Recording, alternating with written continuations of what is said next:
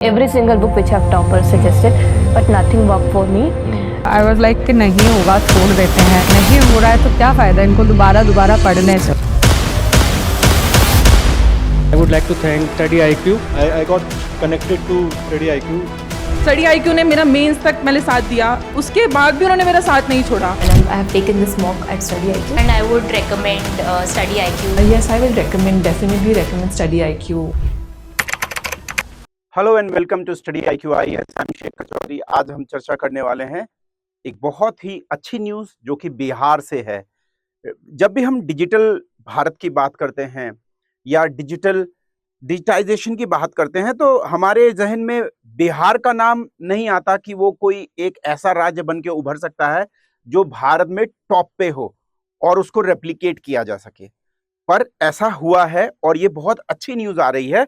एक तो governance point of view से, public administration point of view से, कि पूरे बिहार ने पूरे देश को पीछे छोड़ दिया है। बिहार ने बेंचमार्क सेट कर दिया है डिजिटल हेल्थ केयर में। नंबर 1 रहा है आपके पूरे के पूरे हेल्थ मिशन में। जो आयुष्मान भारत डिजिटल मिशन है उसमें नंबर 1 रैंक इसने प्राप्त की है। कैसे करी है, क्या इसके पीछे के कारण हैं और क्या अभी भी कमियां हैं, उनको हम रिफ्लेक्ट करेंगे इस आर्टिकल में। तो देखिए, पेपरलेस रजिस्ट्रेशन सिस्टम। अब आप आउट पेशेंट डिपार्टमेंट में किसी भी जगह पर जाएंगे तो वहां पर रजिस्ट्रेशन करने में मैन्युअली बहुत टाइम लगता था। तो बिहार ने इसको क्या किया है, स्कैन QR कोड से रजिस्ट्रेशन करना शुरू किया है।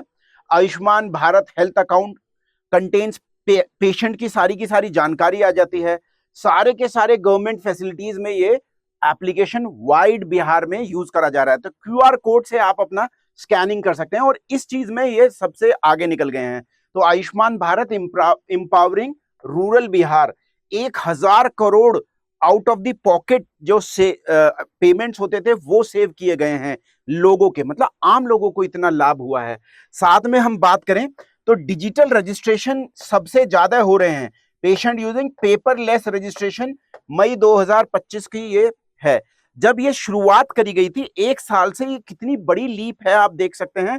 4% से लेके 91% और जून में 92% हो चुका है कि सब लोग जो भी आउट पेशेंट डिपार्टमेंट में जा रहे हैं, OPDs में जा रहे हैं, 92% लोग सरकारी अस्पतालों में QR कोड के थ्रू रजिस्ट्रेशन करा रहे हैं। अब इसका परिणाम गवर्नेंस पे, क्वालिटी ऑफ गवर्नेंस पे, एफिशिएंसी, इफेक्टिवनेस पे क्या पड़ा है वो भी देखते हैं। तो यहाँ पे जो एक टोटल रजिस्ट्रेशन का नंबर दिख रहा है, Bihar leads in Ayushman Bharat digital mission registration. अब ये क्या है और कैसे ये नंबर देखिए, बिहार की जनसंख्या अनुमान के हिसाब से 2024 में लगभग 12 करोड़ है। उसका लगभग 3 करोड़ यदि यहाँ पर 25% लोगों ने इसका लाभ उठाया है, तो मतलब रजिस्ट्रेशन ही 2.95 करोड़ आए हैं। साथ में यहाँ पर आपको मैं बताना चाहूंगा कि पब्लिक एडमिनिस्ट्रेशन का बैच आपके लिए खुला हुआ है। अभी आपके लिए चल रहे हैं जून के ग्रेट लर्निंग फेस्टिवल डेज। यहाँ पर आपको सबसे ज्यादा डिस्काउंट मिलने वाला है ऑप्शनल की तैयारी अगर आप करना चाहते हैं।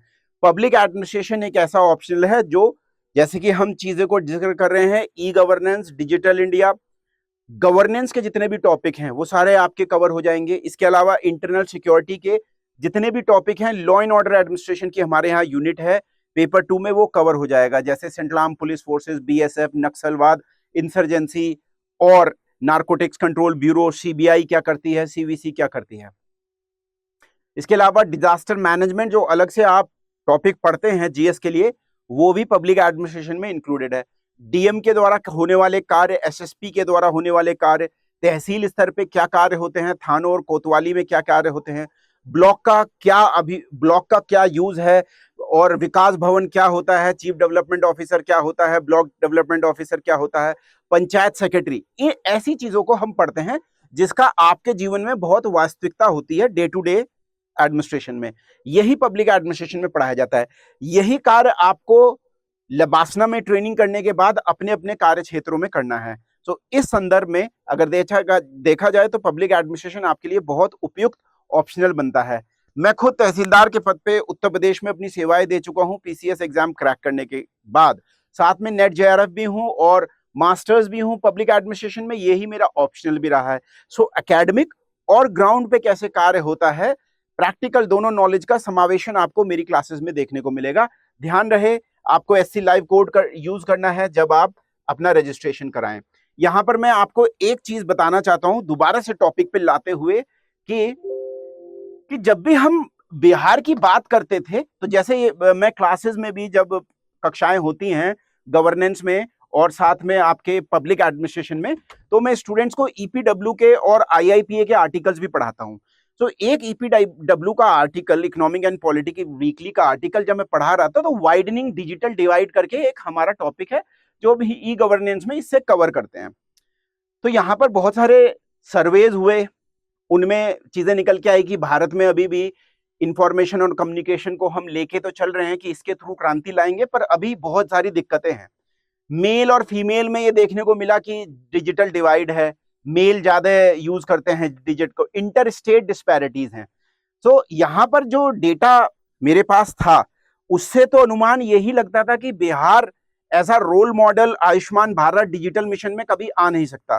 तो बिहार ने ये कमाल करके दिखाया है। देखिए, जब हम बात करते हैं 15 से 24 साल के बीच के लोगों की और जिनको बेसिक डिजिटल नॉलेज नहीं है, उसमें उत्तर प्रदेश में सबसे ज्यादा ऐसे लोग थे। साथ में इंटरमीडिएट और हायर डिजिटल स्किल में बिहार एक ऐसा राज्य था जो लोएस्ट पायदान पे था, लोएस्ट पायदान पे था। तो ये देखना, Bihar which is rank lowest with share of 7 and 1%। तो मेरा जो एक इमेज था ऐसा ही था, पर ये पर्टिकुलर आर्टिकल ने मेरी इमेज को तोड़ा है और आपकी भी इस इमेज को तोड़ेगा कि बिहार किस तरीके से प्रगति कर रहा है और डिजिटाइजेशन से कैसे हम जो हमारी इंफ्रास्ट्रक्चर की प्रॉब्लम्स हैं उनको भी कम कर सकते हैं। पब्लिक एड बाय शेखर पे आप मेरे साथ जुड़ सकते हैं। यहाँ पर यदि आपको कोई शंका हो या किसी चीज का समाधान चाहते हैं, so public aid by Shekhar Telegram channel और इंस्टाग्राम दोनों ही हैं, आप मेरे से संपर्क कर सकते हैं। मैं आपको मदद करूंगा। सरकारी एग्जाम, UPSC या अन्य एग्जाम से भी कोई अगर आपको डाउट है तो आपकी मदद करने में मैं आपकी हेल्प करूंगा, ठीक है। सो देखिए, इम्प्रूव्ड, अब कैसे बिहार ने ये करके दिखाया है, इम्प्रूव्ड पेशेंट एक्सपीरियंस बिफोर अगस्त 2023। अब जब हम देखते हैं कि भाई पब्लिक एडमिनिस्ट्रेशन में हमें एफिशिएंसी बढ़ानी है, लोगों को ज्यादा सहूलियतें देनी है, तो पहले हम ये देखते हैं कि एक व्यक्ति खड़ा रहता था और लगभग 1 घंटे का समय लगता था डॉक्टर को देखने से पहले, और पूरा जो उसका समय व्यतीत होता था हॉस्पिटल में जाके वो 70 मिनट होता था। पर 2 ही साल में इतना अंतर हुआ है कि अब एक पेशेंट को डॉक्टर 35 मिनट में देख पाता है और हॉस्पिटल विजिट में कुल समय व्यक्ति का 47 मिनट लगता है।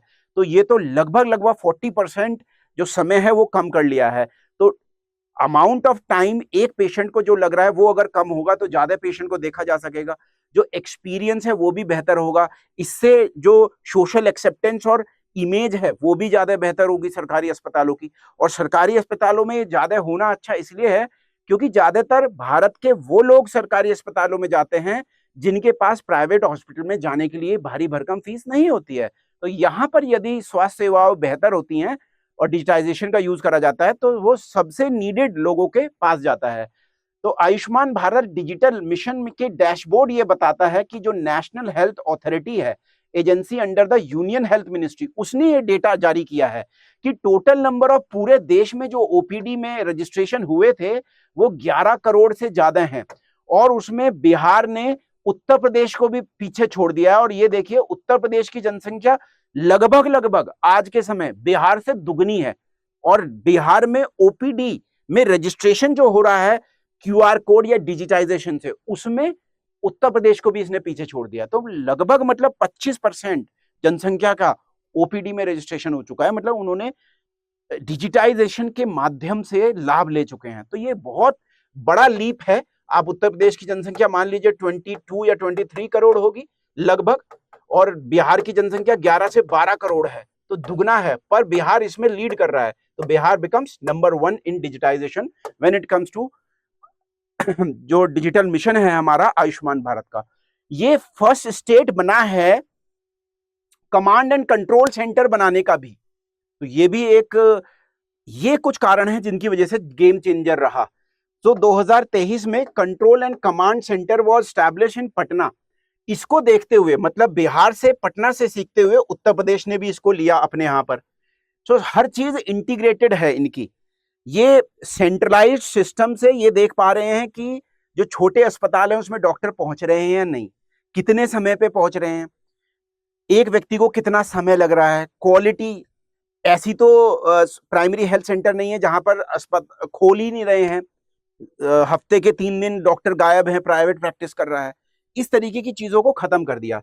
तो Ayushman Bharat digital mission union health ministry से, मुख्यमंत्री डिजिटल हेल्थ योजना बिहार स्टेट का इनिशिएटिव है, और बिहार हेल्थ एप्लीकेशन विजनरी योजना, ये सारे के सारे हॉस्पिटल्स का जो फ्लो है उसको सब जगह करती है। तो एक तरीके से ये कन्वर्जेंस मॉडल पे काम करता है, कन्वर्जेंस मॉडल पे काम करता है, जहां पर सेंटर और स्टेट का कन्वर्जेंस हुआ है, फैसिलिटीज का और सिस्टम्स का। और ये जो कंट्रोल और कमांड सेंटर बना है, इसने कमाल का काम करके दिखाया है। देखिए आप यहां पर देख पा रहे हैं, सीसीटीवीज के माध्यम से कंट्रोल सेंटर से ही जो सेक्रेटरी लेवल के या बहुत ऊंचे लेवल के अधिकारी हैं हेल्थ मिनिस्ट्री में, वो चीजों को निगरानी रख सकते हैं। गवर्नमेंट ने जो स्टैटिस्टिक्स शेयर करी है उसमें ये पता चला है कि जैसे अस्पताल खुलता था तो पहले पेशेंट का जो रजिस्ट्रेशन होता था, पहले होता था 8:41 पे, पर जब से ये पूरा डिजिटाइज हुआ है सिस्टम, 8:31 AM पे ही पहला रजिस्ट्रेशन हो जाता है। मतलब जो टाइम है 8:30 का, उसी से तुरंत खुल जाता है। कोई देर नहीं, कोई ये नहीं चाय पी के आ रहा हूं, नाश्ता करके आ रहा हूं, पानी पी रहा हूं, ठंडा हो रहा हूं, ये कुछ नहीं। रियल टाइम मॉनिटरिंग कर सकते हैं। इसके अलावा जो स्पेशल न्यूबॉर्न केयर यूनिट्स हैं उनकी ज्यादा डिस्ट्रिक्ट हॉस्पिटल में निगरानी हो रही है। इन्फेंट मोर्टेलिटी रेट काफी कम आया है, और जो डेटा बता रहे थे कि जो नेशनल एवरेज है 27 पर 1000 पे जितने बच्चों का मृत्यु हो जाती है, उसके बराबर आ गया है। तो काफी हद तक बिहार ने इसमें प्रोग्रेस करी है। एडमिनिस्ट्रेटिव एफिशिएंसी तो बढ़ी ही है जब आप इस तरीके से सेंट्रलाइज कंट्रोल के थ्रू चीजों को दुरुस्त कर सकेंगे। इसीलिए उत्तर प्रदेश गवर्नमेंट ने भी बिहार का ये जो टेस्टेड मॉडल है अपने यहाँ लगाने की बात करी है। ये था public administration governance, e governance से रिलेटेड एक टॉपिक जो हमने कवर किया, जो बिहार की एक डिजिटाइजेशन, डिजिटल गवर्नेंस में, ई गवर्नेंस में एक अच्छी जर्नी को इंगित करता है। आप सभी का स्वागत रहेगा पब्लिक एडमिनिस्ट्रेशन के बैच में ज्वाइन करने के लिए। आपको ज्यादा जहमत उठाने की जरूरत नहीं है, बस आप जाएं और स्टडी IQ टाइप कर दें अपने, और स्टडी IQ टाइप करने के बाद आपको एक विंडो खुलेगी। उस विंडो में जाने के बाद स्टडी IQ में जाएं। वहां पर जाने के बाद आपको क्या करना है, वेरी सिंपल प्रोसेस, आपको ऑप्शनल कोर्सेज में जाना है। जब आप ऑप्शनल कोर्सेज में जाएंगे, देखिए वैसे मैं आपको बताऊं, यहां पर आपका P2I भी बैच शुरू हो चुके हैं हमारे, और ये P2I बैचेस हैं आपको प्रीलिम्स टू इंटरव्यूज, पूरा तैयारी आपको कराएंगे। बहुत ही बेहतरीन हमारा रिजल्ट रहा है। मैं खुद आपको गवर्नेंस और इंटरनल सिक्योरिटी पढ़ाऊंगा पब्लिक एडमिनिस्ट्रेशन ऑप्शनल के अलावा। तो यहाँ पर आप मुझे भी देख सब पा रहे हैं। और साथ में अब ऑप्शनल की बात करें तो आपको ऑप्शनल पेपर में किस तरीके से जाना है वो देख लीजिए। यहाँ पर ऑप्शनल पेपर में यदि आप जाएंगे, 1 मिनट जरा समय दें जी। यूपीएससी ऑप्शनल मेंस में गए, आपको थोड़ा सा स्क्रॉल करने की जरूरत है। जैसे ही आप स्क्रॉल करेंगे तो पब्लिक एडमिनिस्ट्रेशन का बैच आपको यहाँ पर दिख जाएगा। ये रहा पब्लिक एडमिनिस्ट्रेशन का बैच, और यहाँ पे जाने के बाद आप PDF व्यू कर सकते हैं, और इसके अलावा मेरे बारे में जान सकते हैं। मैं खुद असिस्टेंट कलेक्टर के पद पे रह चुका हूँ, सब डिविजनल ऑफिस में ऑफिसर के रूप में तहसील स्तर पर। साथ में मेरे पास अनुभव भी है आप सभी को गाइड करने का। डेमो लेक्चर यहाँ से देख सकते हैं, एक डेमो लेक्चर आपके लिए है कि किस तरह से क्लास में पढ़ाया जाता है। इसके अलावा बाय नाउ में जाएंगे तो आप एंटर करेंगे, SC लाइव कोड का यूज जरूर करिएगा। So that is all we have in our lecture, this lecture. We shall be meeting very soon in the next one. Till then have a very good time. Jai Hind and Jai Bharat. Every single book which have toppers suggested, but nothing worked for me. I was like कि नहीं होगा छोड़ देते हैं, नहीं हो रहा है तो क्या फ़ायदा इनको दोबारा पढ़ने से। I would like to thank Study IQ. I got connected to Study IQ. Study IQ ने मेरा मेंस तक मैंने साथ दिया, उसके बाद भी उन्होंने मेरा साथ नहीं छोड़ा। And I have taken this mock at Study IQ and I would recommend Study IQ. Yes, I will recommend, definitely recommend Study IQ.